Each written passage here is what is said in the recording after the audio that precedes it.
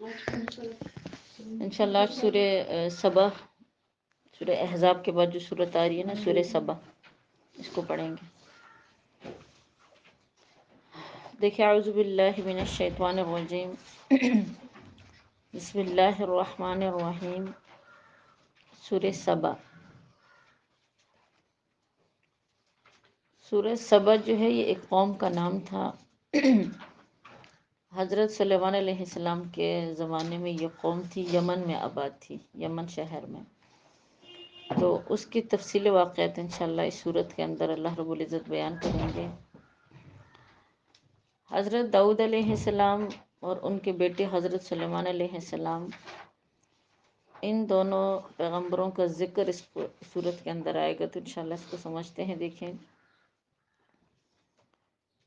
الحمدللہ الذی لہ ما فی السماوات و ما فی الارض، تمام تعریفیں اس رب کے لیے ہیں، اسی کے لیے جو کچھ آسمانوں میں ہیں اور جو کچھ زمینوں میں ہیں۔ وَلَهُ الْحَمْدُ فِي الْآخِرَةِ، اور وہ رب ایسا ہے کہ دنیا میں تو تعریفوں کے لائق ہے، لیکن آخرت میں بھی اسی رب کے لیے تمام تعریفیں ہیں۔ وَهُوَ الْحَكِيمُ، وہ رب ایسا ہے کہ جو حکمت والا ہے، الخبیر، اور باخبر ہے تمام احوال سے۔ اب اس سے پہلے جو صورت ہمارے پاس آئی تھی وہ تھی سورہ احزاب، اور یہ سورہ سبا ہے۔ تو دیکھیں ان صورتوں کو مطلب ایک دوسرے کے ساتھ ایک ربط بھی موجود ہے، جوڑ بھی موجود ہے۔ سورہ احزاب کے اندر دیکھیں ہم نے جو بنیادی بات پڑھی تھی، جس کو میں بار بار ذکر کر رہی تھی، سورہ احزاب میں اللہ رب العزت نے شان مصطفیٰ صلی اللہ علیہ وسلم کا ذکر فرمایا، یعنی آپ صلی اللہ علیہ وسلم کے صفات، آپ کی شان اور آپ کی عظمت کا ذکر رب کریم نے سورہ احزاب کے اندر تفصیلاً ذکر کیا، اور بہت سارے احکامات اللہ پاک نے سورہ احزاب میں ہمیں بتلائیں۔ کچھ ایسے رسومات تھے جن کا رد ضروری تھا، کچھ ایسی مطلب چیزیں تھیں، کچھ ایسے رواج تھے، اور کچھ ایسے مطلب احکامات تھے جن کا ضروری ہونا مطلب لازم تھا۔ تو وہ تمام تفصیلات سورہ احزاب کے اندر گزری ہیں۔ اس کے بعد سورہ سبا ہے، تو سورہ سبا کا جو دیکھے بنیادی خلاصہ ہے اس رکوع کا، وہ ہے 3 باتوں میں۔ ہمارے پاس دیکھیں ایمان میں بہت ساری چیزیں ہیں کہ جن پر ایمان لانا ضروری ہے، لیکن ایمان کی جو بنیاد ہے وہ 3 چیزوں پر ہے، جس کو اصول کہتے ہیں۔ یعنی بنیاد جو ہے نا، اصول جو لازم ہے، وہ 3 چیزیں ہیں۔ سب سے پہلی چیز جس کا ذکر اللہ پاک نے اس آیت میں کیا ہے وہ ہے وحدانیت، اللہ رب العزت کو تنہا ایک ماننا، صفات میں بھی، ذات میں بھی، ہر طرح کی شکل و صورت سے رب کریم کو مبرہ ماننا۔ وہ رب خالق ہے، تمام انسانیت کو پیدا کرنے والی ذات ہے۔ اللہ کی مثل اس دنیا میں کوئی بھی نہیں ہے، نہ دنیا میں ہے، نہ آسمانوں میں ہے، کہیں پہ بھی نہیں ہے۔ وہ رب اس پوری کائنات میں تنہا ہے۔ تو تمام عقائد میں جو بنیادی عقیدہ انسان کے پاس ہے وہ ہے اللہ کو ایک ماننا، یعنی جس کو کہتے ہیں وحدانیت۔ دوسرا عقیدہ وہ ہے رسالت۔ اللہ پاک نے اس دنیا میں بہت سارے پیغمبروں کو بھیجا۔ کچھ لوگوں نے انبیاء کی تعداد بھی مخصوص کر کے بتلائی ہے، یعنی کچھ روایات میں آتا ہے کہ دنیا میں 1,24,000 انبیاء آئے ہیں، لیکن لازمی نہیں کہ اتنے ہی آئے ہو سکتا ہے اس سے زیادہ آئے ہوں، ہو سکتا ہے اس سے کم آئے ہوں، اس لیے کہ قرآن کی آیت میں اللہ پاک کا ارشاد ہے کہ وَمِنْهُمْ مَنْ قَصَصْنَا عَلَيْكَ، اے میرے حبیب ہم نے دنیا میں بہت سارے پیغمبر بھیجے، کچھ تو ایسے ہیں کہ ان کے واقعات ہم نے آپ کے سامنے ذکر کر دیے۔ وَمِنْهُمْ، اور انہی پیغمبروں میں سے کچھ ایسے پیغمبر تھے لم نقصص علیکا، کہ ان کے واقعات ہم نے اے پیغمبر مصطفیٰ صلی اللہ علیہ وسلم آپ کے سامنے ان پیغمبروں کا تذکرہ ہی نہیں کیا۔ تو ہمارا ایمان ہے تمام پیغمبروں کو اللہ کی طرف سے، یعنی کہ اللہ کی طرف سے وہ بھیجے ہوئے بندے ہیں۔ اب وہ کتنے ہیں تعداد میں، تعداد تو اللہ ہی کو معلوم ہے، لیکن ایمان کا دوسری بنیادی اصول جو ہے وہ کیا ہے بتائیں، وہ رسالت ہے۔ تمام انسانیت میں سب سے افضل ترین مخلوق جو ہے وہ رسول ہے تمام پیغمبروں میں۔ اب یہ بات بھی ساتھ ساتھ سمجھے کہ تمام پیغمبروں میں پھر اولو العزم جن کو کہا جاتا ہے نا، وہ 5 پیغمبر ہیں۔ بات کو ذرا تفصیلاً سمجھا دیتی ہوں۔ تمام انسانوں میں افضل ترین لوگ جو ہے وہ پیغمبر ہیں، یعنی نبی ہے۔ پھر یہ جو نبی ہے اور رسول ہے ان میں بھی فرق ہے۔ اللہ پاک نے دنیا میں نبی تو بہت زیادہ بھیجے ہیں، لیکن ان میں جو رسولوں کی تعداد تھی وہ 313 تھے۔ رسول اس کو کہا جاتا ہے کہ جو ہوتا تو نبی بھی ہے، پیغمبر بھی ہوتا ہے اللہ کی طرف سے، لیکن اللہ پاک نے اس کو ایک نئی کتاب دی ہوتی ہے، یا پھر کچھ صحیفے دیے ہوئے ہوتے ہیں، یا پھر نئی شریعت دی ہوتی ہے، اس کو کہتے ہیں رسول۔ تو بہرحال تمام پیغمبروں میں رسول جو ہے، بتائیں ان کی تعداد کتنی ہے؟ 313 ہے۔ اسی طرح پھر ان تمام رسولوں میں جو سب سے اللہ کے نزدیک بہت ہی زیادہ مقرب ہے، جن کو کہا جاتا ہے اولو العزم، وہ پیغمبر 5 ہیں۔ اور ان 5 پیغمبروں میں سب سے افضل ترین پیغمبر جو ہیں، بتائیں وہ پیغمبر کون سے ہیں؟ حضرت محمد صلی اللہ علیہ وسلم۔ آپ حبیب خدا ہیں، اللہ پاک نے آپ کو رحمت للعالمین بنا کر بھیجا ہے، یعنی آپ کو اللہ پاک نے جو صفات اور جو شان عطا کی ہے وہ کسی پیغمبر اور کسی رسول کو عطا نہیں ہوئی۔ دیکھیں، پیغمبروں میں سب سے پہلے پیغمبر جو تھے حضرت آدم علیہ السلام، ان کو رب کریم نے لقب دیا ابو البشر۔ تمام انسانوں کے جو باپ ہے، آپ سب کو پتہ ہے ہم سب کی پیدائش جو ہے اسی پیغمبر سے ہوئی ہے، اور وہ کون سے پیغمبر ہیں؟ حضرت آدم علیہ السلام، ان کو کہا جاتا ہے ابو البشر۔ اسی طرح حضرت ابراہیم علیہ السلام اللہ کے نزدیک ایک مقرب ترین پیغمبر تھے۔ آپ جو تھے، یعنی حضرت ابراہیم علیہ السلام، آپ کو لقب ملا ہے ابو الانبیاء، اس لیے کہ جتنے بھی پیغمبر دنیا میں آئے ہیں وہ تمام کے تمام پیغمبر، بتائیں کون سے سلسلے سے آئے ہیں؟ حضرت ابراہیم علیہ السلام کے سلسلے سے۔ اس وجہ سے ان کو لقب ملا ہے ابو الانبیاء، یعنی تمام پیغمبروں کے کیا تھے؟ وہ باپ تھے۔ اسی طرح آپ صلی اللہ علیہ وسلم کو رب کریم نے قرآن پاک میں مختلف القاب دیے۔ آپ کو امام الانبیاء فرمایا، یعنی تمام پیغمبروں کے جو امام ہیں، پیشوا تھے، بتائیں وہ کون سے تھے؟ وہ محمد مصطفیٰ صلی اللہ علیہ وسلم۔ معراج کے موقع پر آپ صلی اللہ علیہ وسلم نے جتنے پیغمبر دنیا میں آئے ہیں، جتنے، ان سب کی جماعت کروائی۔ تمام پیغمبروں کی جماعت آپ علیہ السلام نے کروائی، ایک دفعہ بھی نہیں، 2 دفعہ۔ آپ علیہ السلام جب تشریف لے کر جا رہے تھے تب بھی آپ نے پیغمبروں کو جماعت کروائی، نماز پڑھائی۔ واپس جب آپ اوپر سے مطلب تشریف لے کر آئے نیچے، تب بھی آپ صلی اللہ علیہ وسلم نے تمام پیغمبروں کو جو ہے وہ نماز پڑھائی۔ تو آپ کو لقب دیا گیا ہے کون سا؟ بتائیں، امام الانبیاء۔ اسی طرح آپ کو قرآن پاک پہ اللہ پاک نے مختلف القاب سے خیر ذکر کیا ہے۔ تو یہ تو بات تھی بنیادی عقیدہ جس کا میں نے ذکر کیا ہے کہ رسالت، اور تیسری چیز جس کا قرآن پاک نے اللہ پاک نے اس میں ذکر کیا ہے وہ آخرت۔ آخرت تو عقیدے میں تو دیکھیں بہت ساری چیزیں آتی ہیں، ٹھیک ہے نا، اس لیے کہ دیکھیں حدیث جبریل ہیں، ایک مرتبہ آپ صلی اللہ علیہ وسلم صحابہ کے مجمع میں تشریف فرماتے، بہت سارے صحابہ کرام آپ کے پاس بیٹھے ہوئے تھے، تو کہتے ایک شخص انسانی شکل میں آیا، اور وہ اتنا خوبصورت تھا، وہ انسان، اس نے جو لباس پہنا ہوا تھا وہ انتہائی سفید تھا، وہ لباس جو ہے وہ چمک رہا تھا زیادہ سفیدی سے۔ وہ آپ صلی اللہ علیہ وسلم کے بہت قریب آ کر بیٹھا، اور اس نے اللہ کے پیغمبر سے کچھ سوالات کیے، یعنی 3-4 سوالات کیے۔ سب سے پہلا اس سوال جو انہوں نے کیا تھا وہ آپ صلی اللہ علیہ وسلم سے اسلام کے بارے میں کیا، اس کو کسی اور موقع پہ وضاحت کروں گی۔ دوسرا سوال جو انہوں نے کیا تھا وہ ایمان کے بارے میں کیا تھا، کیا رسول اللہ صلی اللہ علیہ وسلم بتائیے کہ ایمان کیا ہے؟ ایمان کہتے ہیں عقیدے کو، کہ عقائد کیا ہے، یعنی وہ تمام عقائد کی جس کے بغیر بندہ مومن ہو ہی نہیں سکتا۔ تو آپ صلی اللہ علیہ وسلم نے کیا فرمایا؟ ان تؤمنوا باللہ وملائکتہ وکتبہ ورسلہ والیوم الآخر والقدر خیرہ وشرہ من اللہ تعالی والبعث بعد الموت۔ عقیدے میں سب سے پہلا عقیدہ ہے کہ اللہ کو ایک مانو، یعنی وہ رب کیا ہے؟ وہ وحدہ لا شریک لہ ہے۔ اللہ کے فرشتوں کو مانو کہ وہ بھی مخلوق ہے، نورانی مخلوق ہے۔ اللہ کے پیغمبروں کو مانو کہ واقعی تمام کے تمام پیغمبر اللہ کی طرف سے برحق ہے، تمام انسانیت میں افضل ہیں۔ اللہ کی طرف سے جتنی کتابیں دنیا میں اتری ہیں ان کتابوں کو مانو کہ یہ تمام کتابیں آسمانی ہیں، اس کے اندر اللہ پاک نے مطلب احکامات دیے ہیں۔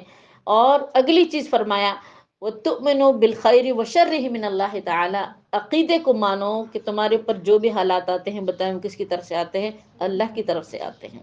جو بھی تکالیف آتی ہے انسان کی زندگی میں، پریشانی آتی ہیں، خوشیاں آتی ہیں، آسائشیں آتی ہے، کبھی صحت کی حالت تو کبھی بیماری کی حالت، کبھی مال و دولت کی حالت تو کبھی فقر کی حالت، بہرحال ہماری زندگی میں جب سے ہم پیدا ہوتے ہیں مرنے تک جتنے معاملات پیش آتے ہیں وہ تمام کے تمام معاملات اللہ کی طرف سے پہلے ہی سے ہمارے نصیب میں لکھے ہوئے ہوتے ہیں۔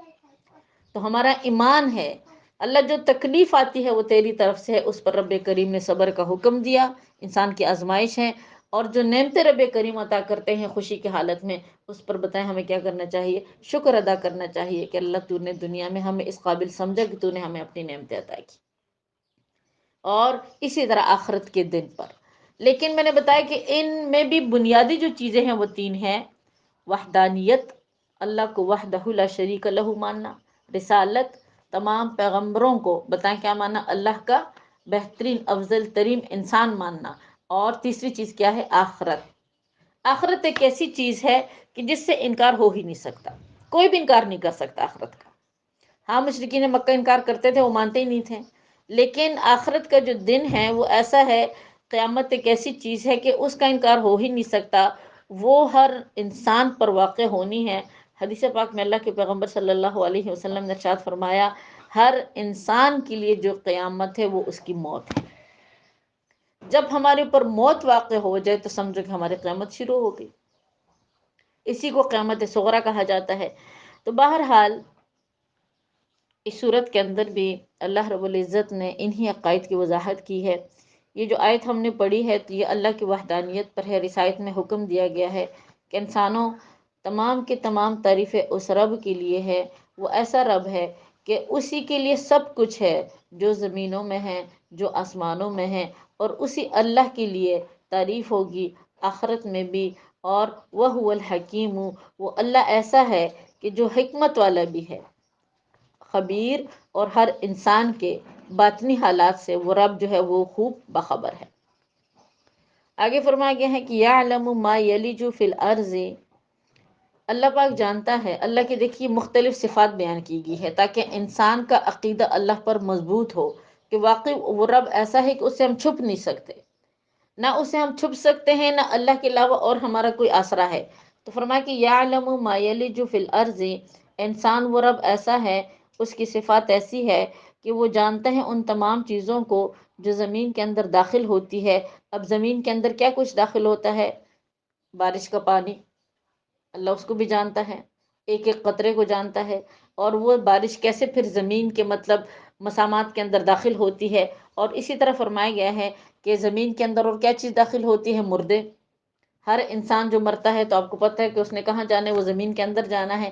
اور اگلی چیز جو بیان کی گئی ہے کہ زمین کے اندر جتنے خزانے، جتنے دفینے ہیں، ان تمام کو جاننے والی ذات کون سی ہے؟ بتاؤ، اللہ کی ذات ہے۔ آگے فرمایا گیا ہے کہ وَمَا يَخْرُجُ مِنْهَا، جو چیزیں زمین سے نکلتی ہے اللہ اس کو بھی جانتا ہے، یعنی سبزہ، کنویں، پانی، اور اسی طرح قیامت کے دن اللہ پاک جب ان تمام مردوں کو زمین کے اندر سے نکالیں گے تو اللہ پاک اس کو بھی جانتا ہے۔ وَمَا يُنَزِّلُ مِنَ السَّمَاءِ، جو بھی آسمان سے جو کچھ اترتا ہے رب کریم اس کو بھی جانتا ہے۔ تو دیکھیے آسمان سے بارش بھی اترتی ہے، اسی طرح آسمان سے بعض اوقات زمین والوں پر بجلی بھی گرتی ہے، اسی طرح آسمان سے جو ہے فرشتے اللہ کی کتابیں بھی لے کر نازل ہوئے ہیں، اللہ پاک اس کو بھی جانتے ہیں۔ اور انسان کی جو تقدیر ہے، رزق کی وسعت ہے، رزق کی فراخیہ، رب کریم اس کو بھی کیا کرتے ہیں؟ اس کو بھی جانتے ہیں۔ آسمانوں ہی سے دیکھیے انسان کے اوپر بلائیں اترتی ہیں، اور آسمان ہی سے انسان کے اوپر نعمتیں اترتی ہیں۔ اسی وجہ سے حدیث پاک میں آتا ہے کہ اللہ کے پیغمبر صلی اللہ علیہ وسلم نے ارشاد فرمایا جب رات کا اندھیرا قریب ہونے کو آئے، مغرب کا ٹائم آئے، یعنی اندھیرا مطلب قریب ہو جائے، مغرب کا ٹائم داخل ہو، تو اپنے چھوٹے بچوں کو گھروں سے باہر نہ نکلنے دیا کرو۔ یہ ایسا وقت ہوتا ہے کہ اس وقت میں جو بلائیں ہوتی ہیں وہ زمین پر اترتی ہیں۔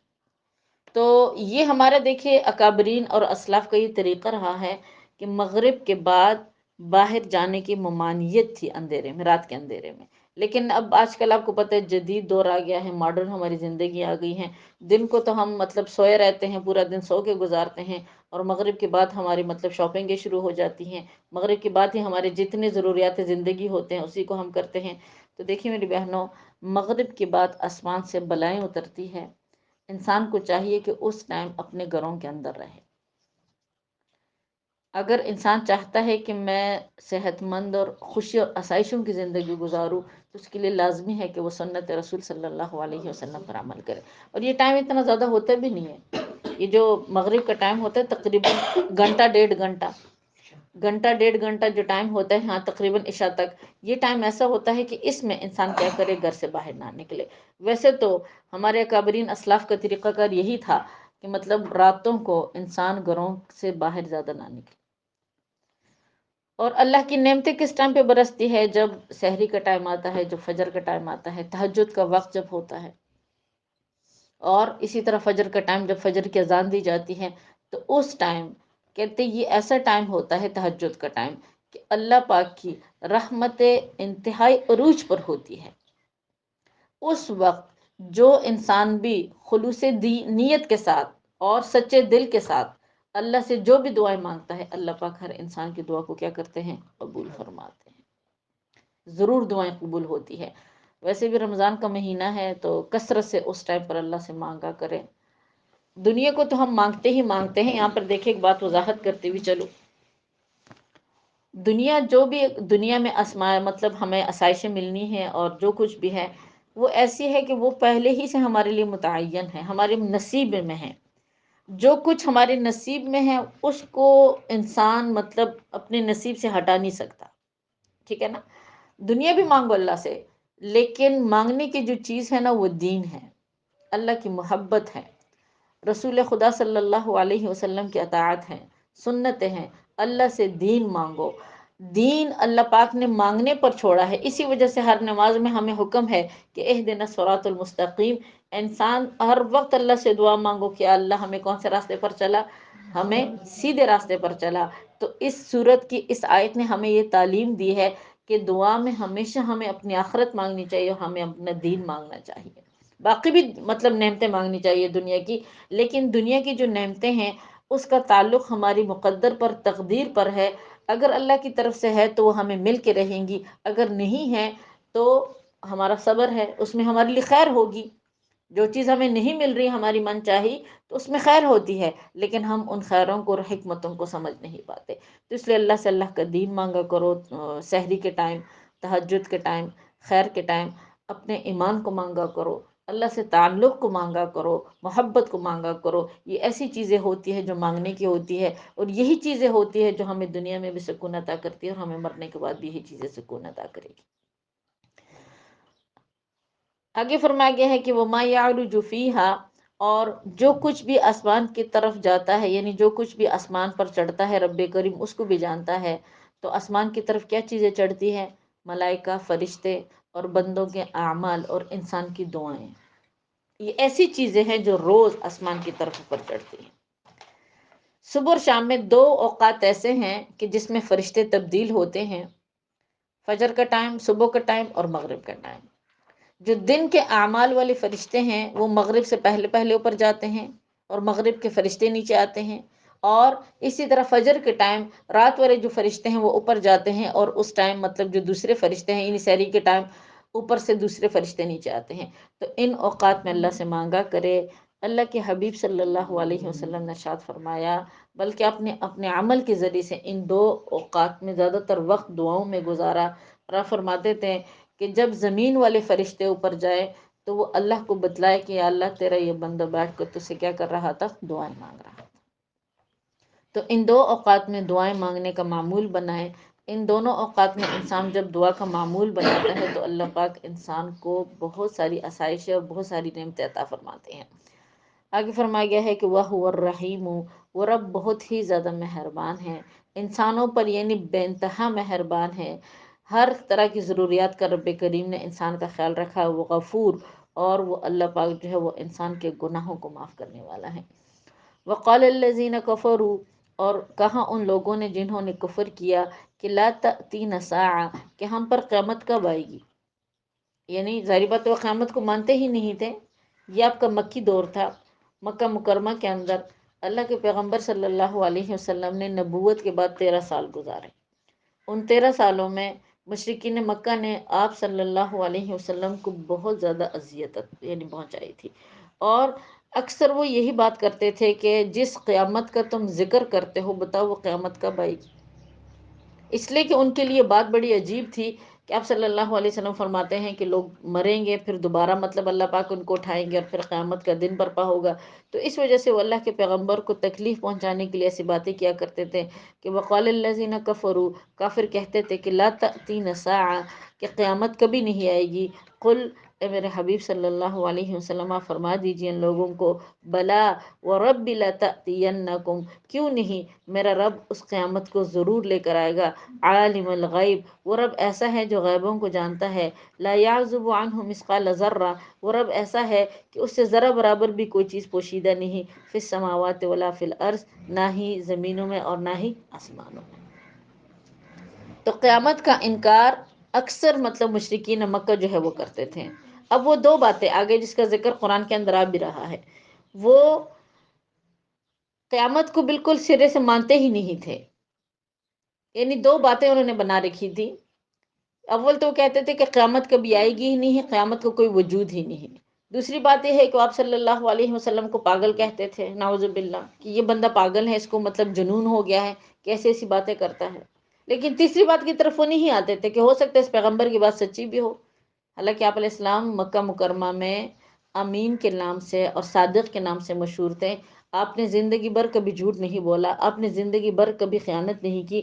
ان باتوں کو وہ جاننے کے باوجود کہتے تھے کہ اس کی بات بالکل جھوٹی ہے قیامت والی، اور ساتھ ساتھ یہ بھی کہتے تھے کہ لگتا ہے اس انسان کو کوئی جنون ہو گیا ہے، پاگل ہو گیا ہے، جس طرح کی باتیں کر رہا ہے۔ تو قرآن کہہ رہا ہے کہ یہ تمہاری ساری باتیں غلط ہیں، رب کریم غالب ہے، اور اسی طرح اللہ پاک سے کوئی چیز پوشیدہ نہیں، آسمانوں میں بھی زمینوں میں۔ ہر انسان پر موت طاری ہونی ہے، اور موت کے بعد ہر انسان کے اوپر قیامت بھی آنی ہے۔ تو یہ آیت جب نازل ہوئی تو کہتے کچھ صحابہ نے اللہ کے پیغمبر صلی اللہ علیہ وسلم سے عرض کیا کہ یا رسول اللہ صلی اللہ علیہ وسلم، آپ ہمیں یہ بتلائیے کہ اگر دو لشکر ہو، وہ دونوں آپس میں لڑ رہے ہوں، اور لڑتے لڑتے دونوں ہی لشکر یعنی وفات پا جائیں، دونوں ہی لشکر مار جائیں، اور اسی طرح یعنی اس کے علاوہ مطلب بعض اوقات ایسا ہوتا ہے کہ ایک ہی وقت میں کچھ بچے ایسے ہوتے ہیں کہ پیدائش کے وقت مرتے ہیں، بہت سارے مطلب پوری دنیا میں ظاہری بات یہ بات ہوتی ہے، بعض اوقات وہ بچے پیٹ کے اندر ہی مرتے ہیں، بعض اوقات مطلب زمین کے مختلف حصوں میں ایک ہی وقت میں بہت سارے انسان مرتے ہیں۔ تو اسرائیل علیہ السلام تو ایک ہی ہے، پھر وہ ایک وقت میں اتنے سارے لوگوں کی جان ایک وقت میں کیسے لے لیتے ہیں؟ جیسے آپ کو پتہ ہے دھماکہ ہو جاتا ہے کسی جگہ پر تو اتنے انسان ایک ہی دفعہ چلے جاتے ہیں، ایکسیڈنٹ ہو جاتا ہے تو بہت سارے لوگ ایک ہی ساتھ چلے جاتے ہیں۔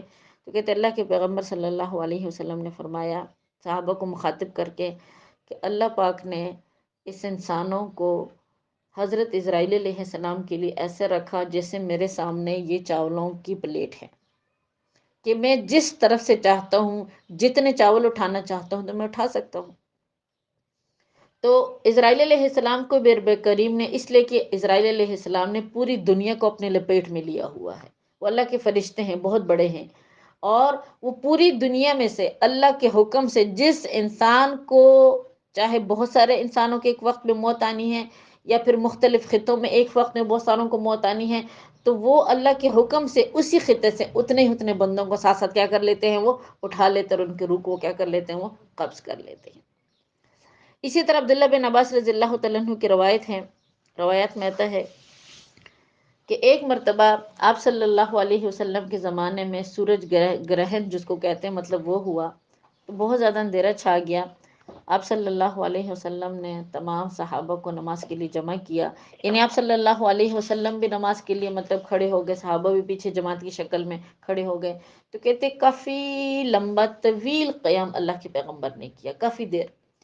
تو نماز کی حالت میں صحابہ کرام مطلب کہہ رہے تھے کہ ہم نے خود اپنی آنکھوں سے دیکھا کہ آپ صلی اللہ علیہ وسلم نماز کی حالت میں کبھی آگے بڑھتے تھے، اور آگے بڑھ کے ایسے فیل مطلب ہمیں ہوتا تھا جیسے اللہ کے رسول کسی چیز کو پکڑنے لگے ہیں، اور بعض اوقات ایسا ہمیں لگتا تھا کہ آپ صلی اللہ علیہ وسلم پیچھے ہٹ رہے ہیں، اپنے قدم دو تین پیچھے کر لیتے تھے۔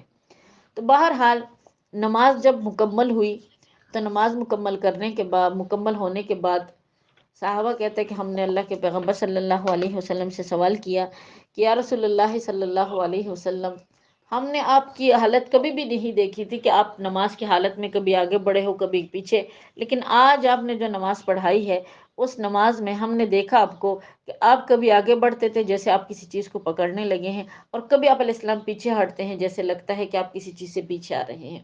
تو کہتے آپ صلی اللہ علیہ وسلم نے فرمایا، جب میں قیام کی حالت میں تھا یعنی نماز میں کھڑا تھا تو اس ٹائم اللہ پاک نے میرے سامنے جنت کا منظر دکھایا مجھے، یعنی جتنے بھی پردے تھے غیب کے وہ بیچ میں سے ہٹ گئے، اور میں نے خود اپنی آنکھوں سے جنت کو دیکھا۔ اب جنت کے اندر مجھے انگور کا ایک خوشہ نظر آیا، میں نے چاہا کہ میں اس کو پکڑ لوں، میں نے اپنا ہاتھ یعنی اس کو پکڑنے کے لیے میں آگے بڑھا، اور اگر میں اس کو پکڑ لیتا تو تم اپنی آنکھوں سے دیکھ لیتے اس کو، اور اگر جب تک قیامت یعنی نہیں آتی اس وقت تک لوگ اس خوشے سے کھاتے تو مسلسل کھاتے رہتے لیکن وہ کبھی ختم نہ ہوتے۔ لیکن غیب ایک ایسی چیز ہے کہ اللہ نے اس کو قائم رکھنا تھا تو اللہ کے حبیب وہ پکڑ نہیں پائے۔ پھر آپ نے فرمایا کہ میں پیچھے ہٹا، میں پیچھے اس لیے ہٹا کہ مجھے جہنم کا بہت خوفناک منظر دکھائی دیا، یعنی میں نے جہنم کو اپنی آنکھوں سے دیکھا کہ جہنم بہت خوفناک ہے۔ آپ صلی اللہ علیہ وسلم نے فرمایا کہ میں نے جہنم کے اندر عورتوں کی کثرت کو دیکھا کہ زیادہ تر جو جہنم میں داخل ہونے والی ہے، بتائیں وہ کون ہے؟ وہ عورتیں۔ اس وجہ سے جہنم کے خوف سے میں کیا ہو گیا؟ میں پیچھے ہٹ۔ تو یہ صرف دیکھیے نماز کی نہیں، کئی ایسے واقعات مطلب ہمارے اللہ کے پیغمبر صلی اللہ علیہ وسلم سے مروی ہیں۔ مسلم شریف کی روایت ہے، آپ صلی اللہ علیہ وسلم نے فرمایا کہ جب میں معراج پر گیا تھا تو میں نے جنت دیکھی، اور جنت کے اندر میں نے مطلب بہت سارے لوگوں کو دیکھا، اس میں نے ابو طلحہ کی بیوی کو بھی دیکھا۔ جنت کے اندر میں نے بلال رضی اللہ تعالیٰ عنہ کے قدموں کی آہٹ بھی سنی، حالانکہ دیکھیں ابھی تک یہ لوگ زندہ تھے، مرے ہوئے نہیں تھے، لیکن بتلانا یہ چاہتی ہوں کہ اللہ پاک نے جو دن قائم کرنا ہے، جن لوگوں نے جنت میں جانا ہے، جن لوگوں نے دوزخ میں جانا ہے، اللہ کے حبیب صلی اللہ علیہ وسلم کو اللہ پاک نے دنیا کی زندگی میں وہ سارا کچھ دکھا دیا تھا پہلے سے۔ اسی طرح ایک اور حدیث میں آتا ہے کہ آپ صلی اللہ علیہ وسلم نے فرمایا کہ جب میں یعنی معراج کے موقع پر گیا تو میرا گزر جب جہنم سے ہوا تو میں نے دیکھا کہ وہاں پر کچھ لوگ ہیں اور ان کے جو ناخن ہیں وہ تانبے کے ہیں، اور اپنے جسموں کو اور اپنے سینوں کو اور اپنے چہروں کو وہ انہی ناخنوں کے ذریعے سے کھرچ رہے ہیں۔ تو اللہ کے پیغمبر صلی اللہ علیہ وسلم فرماتے کہ میں نے پوچھا جبرائیل علیہ السلام سے کہ یہ کون لوگ تھے؟ تو حضرت جبرائیل علیہ السلام نے کہا کہ یا رسول اللہ، یہ وہ لوگ تھے جو دنیا میں لوگوں کا گوشت کھاتے تھے، یعنی غیبت کیا کرتے تھے۔ تو دیکھیے بتلانا یہ چاہتی ہوں کہ اللہ پاک ہم سب کو اس جہنم کی آگ سے پناہ عطا کرے، بڑی سخت ہے اس کی زندگی۔ اللہ پاک ہمیں ایک لمحے کے لیے بھی جہنم نہ دکھائے، ایک لمحے کے لیے بھی ہمیں اللہ پاک وہ نہ دکھائے۔ لیکن حدیث پاک سے اس چیز کا ثبوت ملتا ہے کہ جہنم میں کثرت جو ہے وہ کس کی ہوگی؟ بتائے وہ عورتوں کی ہوگی۔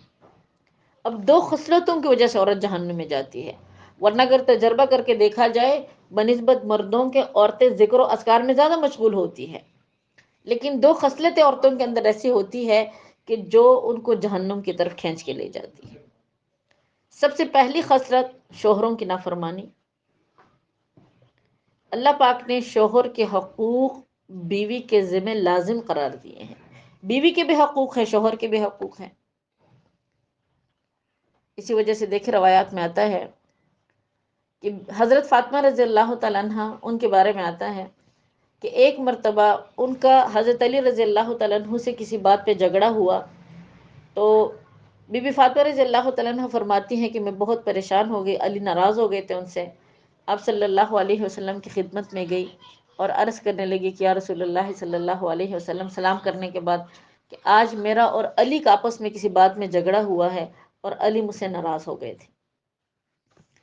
یہ بات جیسے ہی اللہ کے پیغمبر صلی اللہ علیہ وسلم نے سنی تو کہتے آپ کے چہرے مبارک پر ناگواری کے یعنی بہت زیادہ ناگواری دکھائی دی، اور آپ صلی اللہ علیہ وسلم نے حضرت فاطمہ رضی اللہ تعالیٰ عنہ سے فرمایا کہ فاطمہ تم نے علی کے ساتھ یعنی لڑی کیوں ہو اور کیوں جھگڑا کیا، یعنی آپ کو اتنی تکلیف ہوئی کہ آپ نے اپنی بیٹی سے، روایات میں آتا ہے کہ بات کرنا بھی مناسب نہیں سمجھا کہ میں اپنی بیٹی سے بات کروں۔ حضرت بی بی فاطمہ رضی اللہ تعالیٰ عنہ فرماتی ہے کہ میں نے فوراً کہا کہ یا رسول اللہ صلی اللہ علیہ وسلم، میرا اور علی کا کسی بات پر مطلب باتیں کرتے کرتے ہم دونوں آپس میں کسی بات پر ہماری بحث شروع ہو گئی، ہماری لڑائی ہو گئی، علی مجھ سے ناراض ہو گئے۔ یا رسول اللہ صلی اللہ علیہ وسلم، علی اٹھ کے چلے گئے تھے اپنے کمرے میں، اور میں 70 دفعہ اس کمرے میں گئی ہوں تاکہ علی مجھ سے کیا ہو جائے، مجھ سے راضی ہو جائے۔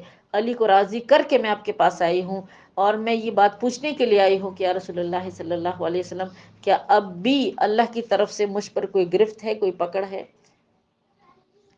تو یہ دیکھیے اللہ پاک نے شوہر کے جو حقوق ہیں نا وہ اس حد تک بیان کر دیے۔ ایک اور حدیث مبارکہ میں آتا ہے کہ آپ صلی اللہ علیہ وسلم نے فرمایا، کہتے صحابہ نے ایک دفعہ پوچھا آپ علیہ السلام سے کہ یا رسول اللہ، یہ جو یہود اور نصارہ ہے، یہ یعنی کبھی کس کو سجدہ کر رہے ہوتے، کبھی کس کو، مشرکین مکہ بتوں کو کر رہے ہوتے، تو آپ تو زیادہ سجدے کے مستحق ہیں، ہم آپ کو سجدہ نہ کیا کریں؟ تو آپ علیہ السلام نے فرمایا کہ نہیں، سجدہ صرف اللہ کے سامنے کیا جاتا ہے۔ اگر میرے بس میں ہوتا کہ میں کسی کو سجدے کا حکم دیتا تو میں بیویوں کو حکم دیتا کہ وہ اپنے شوہروں کو کیا کیا کرے، سجدہ کیا کرے، لیکن یہ بھی اللہ پاک نے کیا قرار دیا ہے، حرام قرار دیا ہے۔ تو بہرحال دیکھیے میری بہنوں، بتلانا ہی چاہتی ہوں کہ اللہ کا خوف اپنے دلوں میں رکھ کر اپنے شوہروں کا حقوق، یعنی ان کے جو حقوق ہے وہ ہمیں ادا کرنے چاہیے۔ شوہروں کے جو حقوق ہے وہ ایسی چیز ہے کہ اسی کی وجہ سے عورتیں جو ہے وہ قیامت کے دن جہنم میں کثرت سے جہنم میں جائیں۔ اور دوسری چیز جو اللہ کے حبیب نے ارشاد فرمائی وہ ہے زبان۔ زبان ایک ایسی چیز ہے، اور یہ چلتی بھی عورت کی زیادہ ہے بنسبت مرد سے۔ زبان ایک ایسی چیز ہے کہ اس کی وجہ سے آپ صلی اللہ علیہ وسلم نے ارشاد فرمایا کہ اس کی وجہ سے تم قیامت کے دن جہنم میں زیادہ جاؤ گی۔ تو اللہ پاک ہمیں خیر ان دونوں گناہوں سے بچنے کی توفیق عطا کرے۔ آگے فرمایا گیا ہے کہ وَلَا أَصْغَرُ مِنْ ذَلِكَ وَلَا أَكْبَرُ إِلَّا فِي كِتَابٍ مُّبِينٍ۔ اللہ کی ذات ایسی ہے کہ نہ تو کوئی بھی چیز اللہ سے، چاہے وہ چھوٹی چیز ہو چھپی ہوئی ہے، چاہے وہ بڑی چیز ہو وہ چھپی ہوئی ہے، إِلَّا فِي كِتَابٍ مُّبِينٍ، مگر سب کچھ کتاب مبین کے اندر درج ہے۔ لِيَجْزِيَ الَّذِينَ آمَنُوا وَعَمِلُوا الصَّالِحَاتِ، وہ رب بدلہ عطا کرے گا ان لوگوں کو جو ایمان لے کر آیا، وَعَمِلُوا الصَّالِحَاتِ، جنہوں نے اعمال صالحہ کیے، لَهُم مَغْفِرَةٌ، ان کے لیے بخشش ہوگی، وَرِزْقٌ کریم، اور عزت والی روزی ہوگی۔ وَالَّذِينَ سَعَوْا فِي آيَاتِنَا، اور جن لوگوں نے کوشش کی ہماری آیات کو معجزینا، یعنی ہرانے کی یا مطلب اس کو نہ مانے، اولئک لہم عذاب من رجس، ایسے لوگوں کے لیے قیامت کے دن دردناک عذاب ہوگا۔ یری الذین اوتوا العلم، آپ نے دیکھا ان لوگوں کو کہ جنہیں علم دیا گیا، اس سے مراد صحابہ کرام ہیں، الذی انزل الیک من ربک، اور جو کتاب ہم نے آپ صلی اللہ علیہ وسلم کی طرف اتاری، هو الحق، وہ لوگ کہتے ہیں کہ یہ کتاب کیا ہے، یہ برحق ہے۔ ان لوگوں سے مراد صحابہ ہے یا پھر عبداللہ بن سلام ہے کہ انہوں نے کہا کہ یہ کتاب برحق ہے۔ وَيَهْدِي إِلَى صِرَاطِ الْعَزِيزِ الْحَمِيدِ، اور یہی کتاب جو ہے یہ رہنمائی کرتی ہے انسان کی سیدھے راستے کی طرف، اس راستے کی طرف جو راستہ اللہ پاک نے انسانوں کے لیے متعین کیا ہے، وہ رب عزیز بھی ہے اور حبیب بھی ہے۔ وقال الذین کفروا، اور کہا ان لوگوں نے جنہوں نے کفر کیا، هل ندلکم علی رجل، کہ کیا ہم تمہیں خبر نہ دیں کیسے آدمی کے بارے میں، ینبئکم اذا مزقتم، کہ وہ تمہیں خبر دے گا، یعنی وہ تمہیں بتلاتے ہیں کہ جب تم ٹکڑے ٹکڑے ہو جاؤ گے، کل ممزق، ہر طرح کے ٹکڑے ٹکڑے ہو جانا، انکم لفی خلق جدید، تو اللہ پاک دوبارہ تمہیں نئے سرے سے زندہ کرے گا۔ تو یہ وہی بات جو میں نے آپ کو بتائی کہ مشرکین مکہ جو تھے وہ آخرت کا انکار کرتے تھے، اور آپ صلی اللہ علیہ وسلم کے بارے میں کہتے تھے یہ ایسا آدمی ہے کہ جو یہ دعویٰ کرتا ہے کہ انسان جب مر جائے اور اس کا جسم ریزہ ریزہ ہو جائے، اس کی ہڈیاں پگھل جائے، لیکن پھر بھی یہ کہتا ہے کہ اس کو دوبارہ اللہ پاک زندہ کرے گا۔ تو انسان جب مر جائے، اس کے جسم کے ذرات پوری دنیا میں پھیل جائے، ہڈیوں کے ذرات پوری دنیا میں پھیل جائے، تو بھئی انسان دوبارہ کیسے زندہ ہو سکتا ہے؟ لیکن اللہ کے لیے کوئی مشکل نہیں۔ جو رب پہلی دفعہ پیدا کرنے پر قادر ہے وہ دوبارہ بھی پیدا کرنے پر قادر ہے۔ اور اسی طرح انکم لفی خلق جدید، وہ قیامت کے دن انسان کو دوبارہ نئے سرے سے کیا کرے گا؟ وہ پیدا کرے گا۔ افطرا علی اللہ کذبا، مشرکین مکہ کہتے تھے کہ یہ شخص جو ہے، یہ آدمی جو ہے، یہ محمد جو ہے، یہ اللہ پر جھوٹ باندھتا ہے، یعنی یہ جھوٹا ہے، نعوذ باللہ، تبھی تو ایسی باتیں کرتا ہے۔ ام بھی جن، یا اس کو لگتا ہے کہ کوئی جنون ہو گیا ہے، پاگل ہو گیا ہے جو ایسی باتیں کر رہا ہے۔ میں نے آپ کو بتایا کہ اللہ کے پیغمبر صلی اللہ علیہ وسلم صادق تھے، امین تھے، سچے تھے، حالانکہ کافر بھی آپ کے پاس آ کر نہ اپنی امانتیں رکھواتے تھے، اتنا یقین تھا ان کو اللہ کے پیغمبر صلی اللہ علیہ وسلم پر، لیکن آپ کی حق کی بات کو وہ نہیں سمجھتے تھے۔ جب آپ علیہ السلام ایسی باتیں ارشاد فرماتے تھے قیامت کے بارے میں، تو آگے سے کہتے تھے کہ آپ نعوذ باللہ جھوٹے ہیں، اللہ پر آپ جھوٹ باندھتے ہیں، اور کبھی کہتے تھے کہ آپ کو لگتا ہے جنون ہو گیا ہے، یا پھر آپ کو لگتا ہے جادو ہو گیا ہے، یا آپ پاگل ہو گئے ہیں، بہرحال مختلف القاب انہوں نے دیے آپ صلی اللہ علیہ وسلم کو۔ بل الذین لا یؤمنون بالآخرہ، یہ ایسے لوگ ہیں جو ایمان نہیں لے کر آتے آخرت کے دن پر، فی العذاب، ان کے لیے عذاب ہوگا آخرت میں، والضلال البعید، اور بہت دور کی گمراہی۔ افلم یروا الی ما بین ایدیہم وما خلفہم، کیا انہوں نے نہیں دیکھا کہ اپنے آگے اپنے پیچھے، من السماء والارض، یعنی آسمان اور زمین کو نہیں دیکھا، ان نشأ نخسف بہم الارض، اگر ہم چاہے تو ہم ان لوگوں کو دسا دے زمین کے اندر، اور نسقط علیہم کسفا من السماء، یا ہم ان کے اوپر آسمان سے کوئی ٹکڑا گرا دے۔ تو اس میں بھی یعنی انسان کو، امت محمد صلی اللہ علیہ وسلم کو ترغیب دی گئی ہے کہ تم سوچو اپنے احوال پر، کیا تمہارے سامنے قرآن کے اندر وہ واقعات نہیں بیان کیے گئے کہ ہم نے کچھ لوگوں کو زمین کے اندر دسایا؟ اس میں قارون کی طرف اشارہ ہے، اس میں قارون کی طرف اشارہ ہے۔ قارون جو تھا یہ فرعون کا وزیر تھا، فرعون کے مرنے کے بعد ظاہری بات ساری جائیداد اسی کے ہاتھ میں آ گئی تھی، اور کہتے اس نے دنیا کی زندگی میں ایک ایسا محل بنایا تھا جس کا ذکر قرآن کی کچھ آیات میں ہے، مختصراً میں بیان کر دیتی ہوں۔ ایک ایسا محل بنایا تھا کہ اس محل پر اس نے بہت زیادہ خرچہ کیا تھا، بے انتہا خرچہ کیا تھا، کوئی خوبصورتی اس محل کے بنانے میں اس نے نہیں چھوڑی تھی، اور وہ محل اتنا بڑا تھا، کہتے اس کی جو کنجیاں ہوتی تھی، اس کی جو چابیاں ہوتی تھی، اس کو کئی گھوڑے مل کر تو اٹھا کے لے کر جاتے تھے، اتنا بڑا تھا۔ تو اسی طرح وہ محل جب مکمل ہو چکا اور قارون وہاں پر جا کر یعنی اس کو دیکھنا اس نے چاہا، اور اسی طرح کئی گھوڑے مل کر اس کی جو کنجیاں تھی اس نے اٹھائی، جیسے ہی اس نے محل کھولا اور محل کے اندر اس نے اپنا پاؤں رکھا، ابھی ایک پاؤں رکھا ہی تھا کہ فوراً اسرائیل علیہ السلام آ کر اس نے اس کی روح قبض کر لی، اور کیسی روح قبض کر دی؟ اس کا محل ٹوٹ گیا اور وہ زمین کے اندر دس گیا، وہ بھی اور اس کا محل بھی، یعنی یہ سمیت۔ تو قرآن پاک نے اسی چیز کی طرف اشارہ کیا ہے کہ وَإِن نَشَأْ نَخْسِفْ، اگر ہم چاہے تو ہمیں تمہیں دنسا دے، بہم الارض، زمین کے اندر، او نسقط علیہم کسفا من السماء، اور اگر ہم چاہے تو ہم آسمان سے کوئی ٹکڑا ان پر گرا دے۔ یہ قوم لوط کی طرف اشارہ ہے۔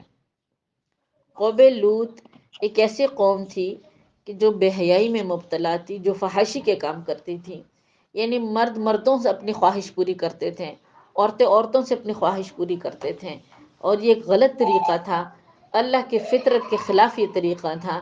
تو اس اللہ پاک کا اتنا غصہ ان لوگوں پر ہوا کہ رب کریم نے ان کو عذاب میں مبتلا کیا۔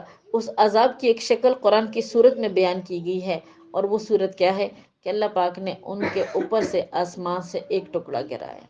کیا مطلب؟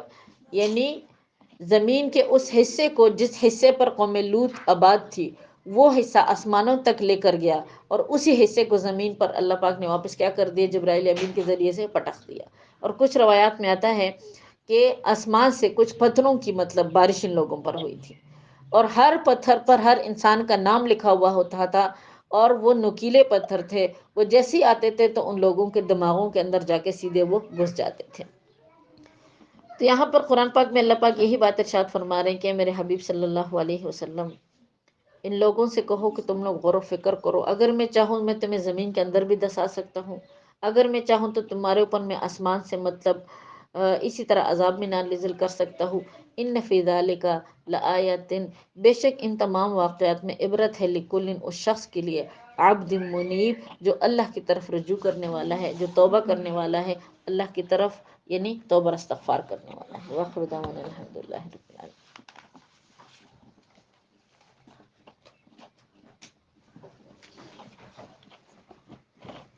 انشاءاللہ دعا کر لیتے ہیں، دعا کا وہ حدیث کا ٹائم نہیں ہے تو